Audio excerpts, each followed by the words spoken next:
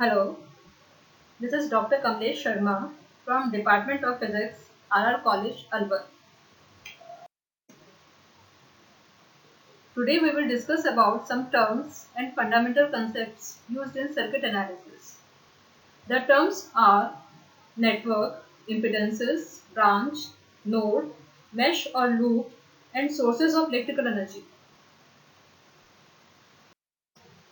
Network.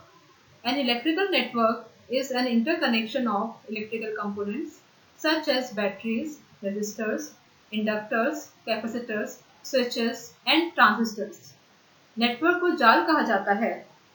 विभिन्न विद्युत चालक अवयवों तथा विद्युत स्रोत के संयोजन से बने तथा एक दूसरे से संबद्ध परिपथों के समूह को जाल कहते हैं।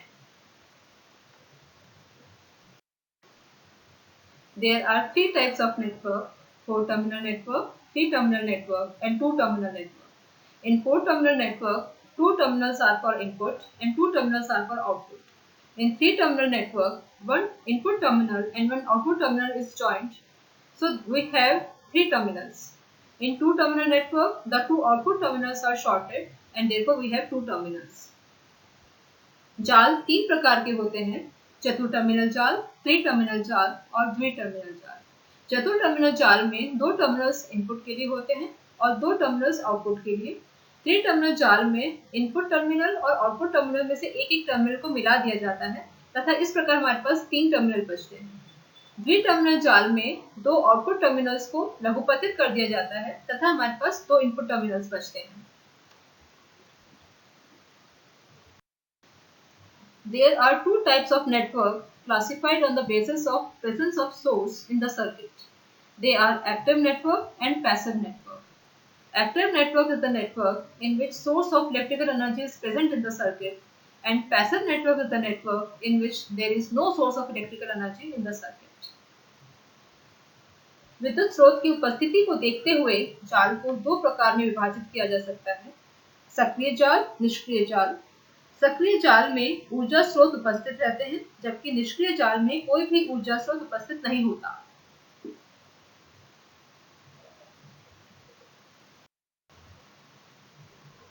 Impedances. Linear impedance. If the current flowing through an impedance is proportional to the potential difference across its terminals, then such an impedance is called linear impedance. Linear impedance को रेखीय प्रतिबाधा कहा जाता है। यदि किसी प्रतिबाधा से प्रवाहित धारा तथा उसके सिरों के बीच उत्पन्न विभवांतर के बीच वक्र खींचा जाए और वह वक्र सरल रेखा प्राप्त हो तो इस प्रकार की प्रतिबाधा को रेखीय प्रतिबाधा कहा जाता है।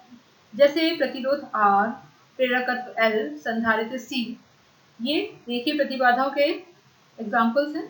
लेकिन डायोड, ट्रांजिस्टर्स और विभिन्न अर्धचालक के जो डिवाइसेस होते हैं वे रेखीय प्रतिबाधाएं नहीं होती।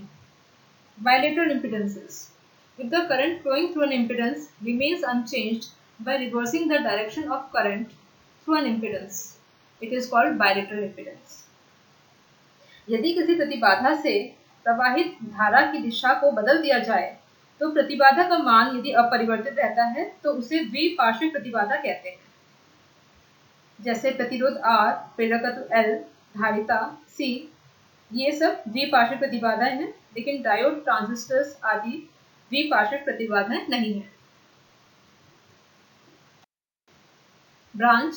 The part of the network in which current is constant is called branch. Branch को शाखा कहा जाता है। किसी जाल में जाल का वह भाग अथवा धारा का वह पथ जिसमें किसी धारा का मान नियत रहता है उसे जाल की शाखा कहते हैं। In this diagram, this is a branch. यह शाखा है। This is not a branch. यह शाखा नहीं है।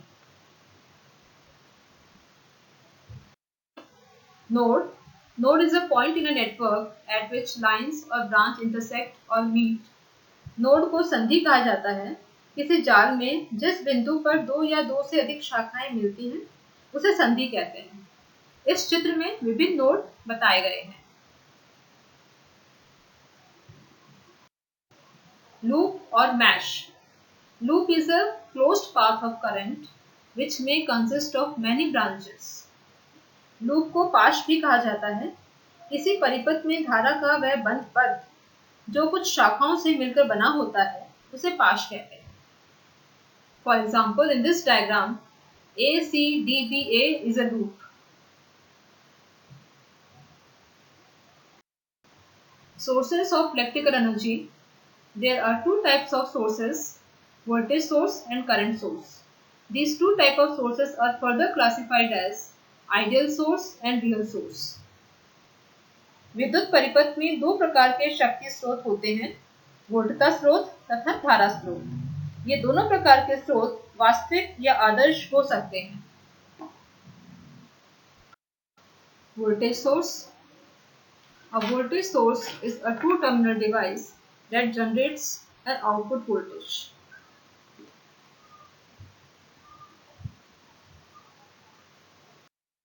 Ideal voltage source. An ideal voltage source can maintain the fixed voltage independent of the load resistance or the output current. आदर्श वोल्टता स्रोत। यदि किसी वोल्टता स्रोत में आंतरिक लोड उपस्थित न हो तथा उसके साथ जुड़े बाह्य लोड के किसी भी मान के लिए उस पर वोल्टता का मान स्थिर रहे तो उसे आदर्श वोल्टता स्रोत कहते हैं। Real voltage source. A real voltage source cannot supply unlimited current. It depends on the output load. वास्तविकता में प्रत्येक स्रोत का एक आंतरिक प्रतिरोध होता है जो उसके साथ श्रेणी क्रम में जुड़ा हुआ माना जा सकता है। ऐसे वोल्टता स्रोत के साथ बाह्य लोड को जोड़ने पर उस पर वोल्टता का मान बाह्य लोड के मान के परिवर्तन के साथ परिवर्तित होता है, अर्थात वोल्टता स्थिर नहीं रहती है तथा इस प्रकार के वोल्टता स्रोत को वास्तविक वोल्टता स्रोत कहा जाता है।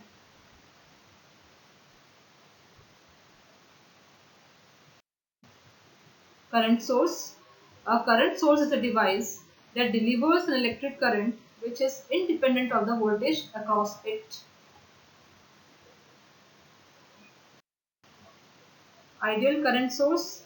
An ideal current source can supply the fixed current to the circuit independent of the load resistance. आदर्श धारा स्रोत वह धारा स्रोत जिसमें अनंत प्रतिरोध समांतर क्रम में लगा हुआ माना जा सकता है उसे आदर्श धारा स्रोत कहते हैं। समांतर क्रम में अनंत प्रतिरोध लगे होने का अर्थ है कि इस प्रकार के स्रोत से किसी बाह्य लोड के किसी भी मान के लिए इससे प्रवाहित धारा का मान स्थिर रहता है, उसमें कोई परिवर्तन नहीं होता। Real current source. A real current source cannot supply unlimited current. It depends on the output load. वास्तविक धारा स्रोत ऐसा धारा स्रोत जिसके समांतर क्रम में अनंत प्रतिरोध जुड़ा न होकर परिमित मान का प्रतिरोध लगा हुआ होता है, उसे वास्तविक धारा स्रोत कहते हैं। इस प्रकार के स्रोत से किसी बाह्य लोड में प्रवाहित धारा का मान बाह्य लोड के परिवर्तन के साथ साथ परिवर्तित होता रहता है। Thank you. Stay home, stay safe.